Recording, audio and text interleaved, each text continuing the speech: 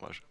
Lijepi pozdrav svima, ja sam Tino Dovč, direktor Herbafarm Magnolije i danas bi vam želio predstaviti i približiti ono čime se mi bavimo, a to je sanacija i revitalizacija stabala za koja do sad je bilo uvriježeno mišljenje da im više nema spasa i mi smo ti koji sada imaju jedinstven pristup kako ta stabla možemo ponovo oživiti, vratiti im vitalitet.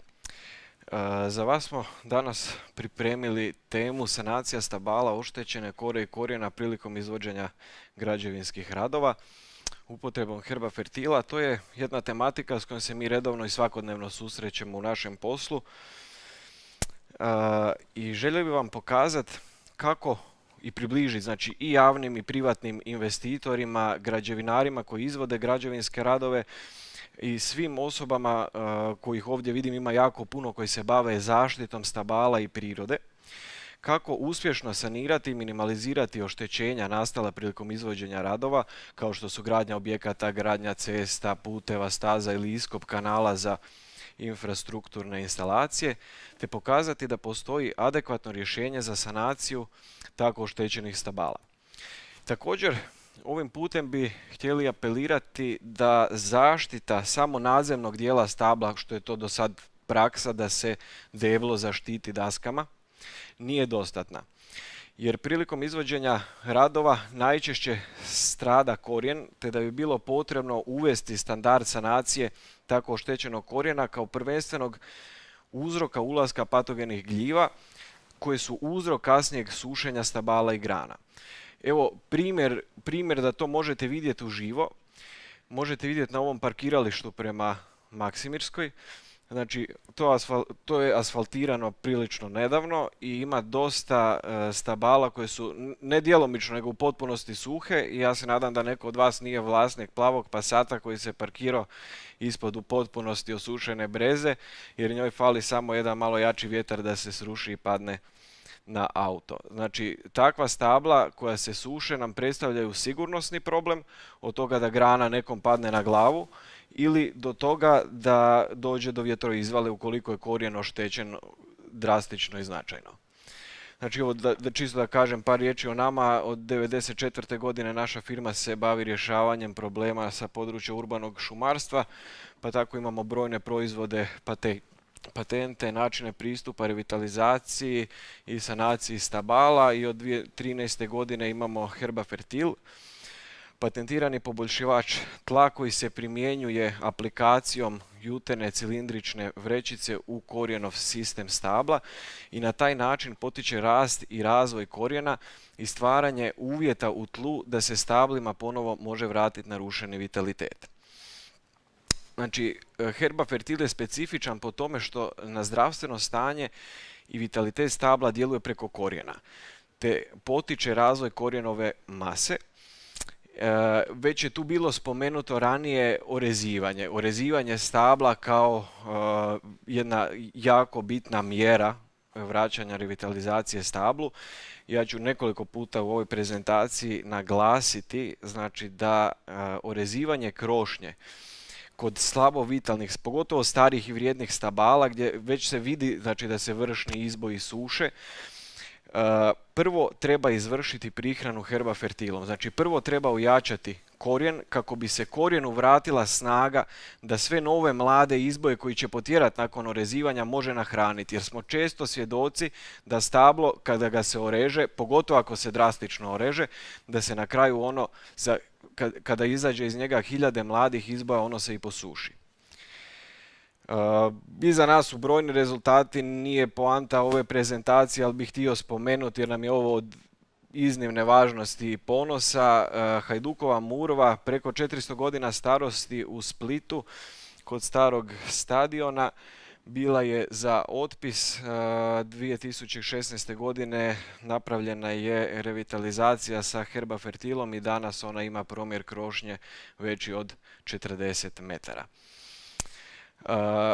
Pokazat ću vam čime se mi bavimo i kako se bavimo kroz dva primjera sa terena. Prvi je Gornji Bukovac. Na Gornjem Bukovcu radi se o novogradnji o objektu, o jednoj urbanoj vili koju je arhitekta, koju je ujedno investitor osmislio da bude inkorporirana i prožeta zajedno sa zelenilom koje se nalazi na samoj parceli. Znači gore su 13 stabala koje je on osmislio da prolaze kroz kuću, kroz terasu, zajedno su spojeni sa kućom. I došli smo na gradnja traje već 2 godine i došli smo na poziv kada su stabla već dovedena u takvo stanje da i on koji je laik vidi da stabla idu u propast. Što smo tamo zatekli, to je da je jedan dio stabala oštećen strojevima njihov korijen je oštećen prilikom iskopa temelja i prilikom izravnavanja terena, jer naravno uvijek je investitoru cilj da ima lijepu ravnu površinu, makar je kupio parcelu na brdu. Tako da je drugi dio stabala pak zasipan sa ilovasto-glinenim materijalom iz iskopa, a treći dio stabala bio je zabetoniran u terasu koja spaja 2 dijela kuće. I zbog tih navedenih, a to su realni razlozi. Zbog sveg toga nastupilo je sušenje dijelova stabala i grana, a vitalitet stabala je značajno pao. Evo, kad smo došli na teren, to je ono što smo zatekli. Možete vidjeti da su stabla stvarno lijepo sa daskama zaštićena, ali dalje problem postoji. Možete vidjeti kako su stabla, ovdje se već vidi da su zatrpana, ovdje se može vidjeti kako je korijen podrapan sa bagerom, čak su i kamere pričvršćene sa željeznim okvirima na stabla. Evo i ovdje vidite koliko su stabla zatrpana i pojavu patogenih gljiva. A ovo su stabla koja su zabetonirana u terasu, gdje nitko od građevinara nije vodio razmišljanje o tom kako bi recimo takvo stablo moglo dobiti vodu. Znači, što smo napravili? Prvo što smo napravili, očistili smo sav višak tog nasipanog zemljanog materijala u radijusu od 80 cm od oboda debla. Na stablima kojima je korijen bio oštećen prilikom iskapanja i prilikom ravnanja terena, glatkim rezom smo odstranili taj iskidani dio i potom dodali sloj zemlje do nivoa pridanka prije nego što su prvi ti radovi bili započeti, znači do njegovog prirodnog nekakvog nivoa, kako bi se korijen mogao početi obnavljati. A na stablima koja su bila zabetonirana u terasu prosjekli smo rupe u betonu i armaturi kako bi mogli ugraditi Herbafertil, kako bi omogućili izmjenu plinova u korijenom sistemu i kako bi na kraju krajeva dotok vode mogao biti uopće moguć do korijena tih stabala. Znači, nakon toga započeli smo bušenje rupa motornim svrdlom, promjera 15 cm na nekakvoj dubini od oko 30 cm. Svako stablo ima 4 do 8 rupa, ovisno o tome koliko je. I to smo radili u radijusu od 80 cm od ruba debla. U tako pripremljene rupe ubačena je po jedna cilindrična vrećica Herbafertila, a kod svakog od tih ugrađenih Herbafertila proveli smo mikronavodnjavanje. Mikronavodnjavanje nam je u ovom slučaju neophodno kako bi ubrzali proces sanacije, zato jer voda koja ulazi u vrećicu Herbafertila, i to redovno i konstantno, potiče korijen da se čim prije korijen spoji sa Herbafertilom i da se čim prije mogu početi uopće u takvo oštećeno stablo upijat hranjive tvari, jer stvarno je bilo ono već 5 do 12. Površinu oko stabla malčirali smo ovu iskopanu površinu slojem borove kore da bi zaštitili ove površinske korijenčiće od isušivanja, jer je ovo ljeto bilo ekstremno i bez tog malča bi isto tako sve skupa bilo dovedeno u pitanje. Znači, šta se dešava kada mi ugradimo Herbafertil? Nakon 6 mjeseci do godine dana na tom mjestu ugradnje razvija se 6 do 7 kila mladog korijena. Na primjera radi, na jednom stablu gdje imamo 8 rupa koje smo izbušili, 8 mjesta na kojima smo tretirali Herbafertilom, razvije se 48 do 56 kila novog mladog korijena koji je u mogućnosti u potpunosti vratiti vitalitet stablu.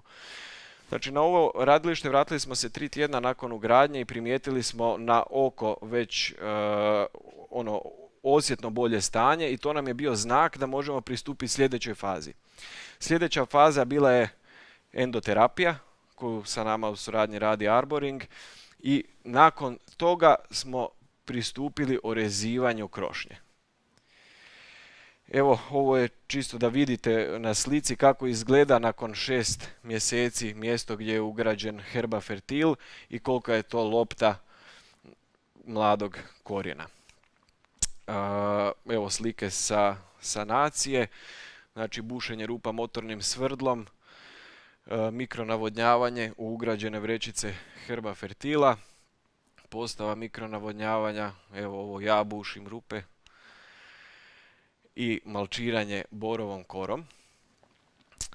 Evo ovako smo izrezali u betonu rupe u toj terasi da možemo doći uopće do zemlje i do korijena. Sa druge strane imamo lokaciju na Gornjem Prekrižju, radi se o jednom starom parku oko obiteljske kuće, gdje unazad nekoliko godina dopremljena velika količina zemlje koja je razasuta po terenu kako bi se dobile blage konture i padovi, jer to je isto brdo i da bi bio vrt pogodan i za šetnju i lagan za održavanje. I sve je to divno, ali posljedica je bila da su opet stabla bila zatrpana i to u sloju od 15 do 40 cm i svake godine se pojavljivao sve veći broj suhih i odumrlih grana. I vlasnici su nas pozvali kad su vidjeli da stvarno svake godine stabla sve lošije i lošije izgledaju. Evo stanje kako smo zatekli, ovo je recimo Gorski Javor, on je bio u jako kritičnom stanju. Odmah smo započeli sa otkopavanjem pridanka da vidimo uopće u kakvoj je situaciji, koliko je to nasuto, jer ni oni sami nisu znali koliko je nasuto. Ustanovili smo da su sva stabla zatrpana, a na nekima se vidi i oštećenja na kori, koja su u svakom slučaju posljedica tih radova. Znači, taj sloj zemlje koji je nasipan oko stabla zagušio je stabla i uzrokovao sušenje grana, a pojavila su se i plodišta gljiva na deblu, isto tako i na otkopanom pridanku koji smo oslobodili uočena je bijela koprena od micelija gljiva koji se počeo razvijati na pridanku. Znači, nakon što smo odstranili suvišak zemlje, isto tako oko prilike 80 cm od ruba kore debla, pristupili smo u gradnji vrećica Herbafertila, a ovisno o tome kako će se dalje stvar odvijati, pristupit ćemo i primjeni endoterapije. Evo par slika sa sanacije. Ovdje nismo imali mogućnost provesti mikronavodnjavanje, pa su u ovom slučaju vlasnici preuzeli obvezu da svaku pojedinu vrećicu zalijevaju. Evo isto tako cedar koji je bio najviše izložen suncu, kod njega smo malčirali borovom korom kako bi također ga zaštitili od isušivanja. Znači, da sumiramo, ugradnja Herbafertila se odvija u dijelu do 2/3 projekcije radijusa krošnje kako bi došli u onu zonu gdje je korijenje najgušće i da bi što prije mogli stvoriti formiranje usta stabla, one nakupine, one lopte koju smo vidjeli ranije, 6 do 7 kila po svakoj ugrađenoj vrećici. A u toj zoni do 2/3 krošnje nema dovoljno potrebne vlage koja bi bila potrebna da se to razvije zbog krošnje stabla. Tako da je potrebno prilikom sanacije obvezno osigurati dodatno zalijevanje ugrađenih vrećica. Znači, kad dolazimo na teren gdje imamo problematiku slabovitalnih stabala, stabala koja se suše, prvo što moramo napraviti je pažljivo iskopati višak nasutog zemljanog materijala oko pridanka stabla, jer je to najčešći problem. Ako pak pridanak nije zatrpan, ako je kod njega sve u redu, onda je najveća vjerojatnost da je stroj, teška mehanizacija oštetio znatno korijen, a oštećenje je uvijek poslije lijepo zatrpano i prikriveno. Ako pak ni to nije bio uzrok slabog vitaliteta, onda je to vrlo često zbijeno i nepropusno tlo koje sprječava izmjenu plinova u korijenovom sustavu, a to u praksi je najčešće jedno pjeskovito tlo, savski mulj koji se često u hortikulturi koristi za ravnanje terena. Neovisno koji je uzrok, mi rješavamo svaki problem. Znači, sanaciju stabala koju smo započeli Herbafertilom trebamo nastaviti pravilnim i stručnim orezivanjem krošnje, a po potrebi i endoterapijom. Orezivanje je jako bitno za vraćanje vitaliteta stablu, to smo već rekli, jer potiče stablo da razvije nove mladice, nove grane, nove listove, ali ako se prije toga ne ojača korijen, to će izazvati preveliko iscrpljivanje korijena. Znači, ukoliko je stablo od velike vrijednosti, prije orezivanja takvog stabla apsolutno prvo trebamo raditi na njegovom korijenu. I iz tog razloga Hrvatska udruga za arborikulturu preporuča postupak jačanja korijena tretiranog stabla upravo herbafertilom u kombinaciji sa orezivanjem krošnja stable. I evo, ja se nadam da vam je ovo bila zanimljiva tematika i da zajedno možemo više napraviti na zaštiti stabala, jer stabla nam stvarno pružaju puno toga u životu, a mi im na kraju vraćamo malo, odnosno ništa. Eto, hvala vam na pažnji. Evo, hvala vam Tina na ovom jako zanimljivom predavanju. Bili ste super, ali meni je bilo toliko zanimljivo da sam vas zaboravila i opominjati. I ja vjerujem da ćemo u budućnosti, evo, iz kolega iz Hrvatskih šuma pitanje? Razgovarati. Kušani Jerbe, pa ja pretpostavljam da ne možete otkriti sadržaj te vrećice, ali možda nam možete reći koje su to grupe tvari, znači neki spojevi, kombinacija čega se nalazi. Poanta nije u grupama tvari, poanta je u njihovom sinergijskom djelovanju. U njihovom povezanosti i u načinu ugradnje. To je poanta priče, a to je ono što je patentirano. Ima još pitanja? Može i poslije na kavi. Hvala.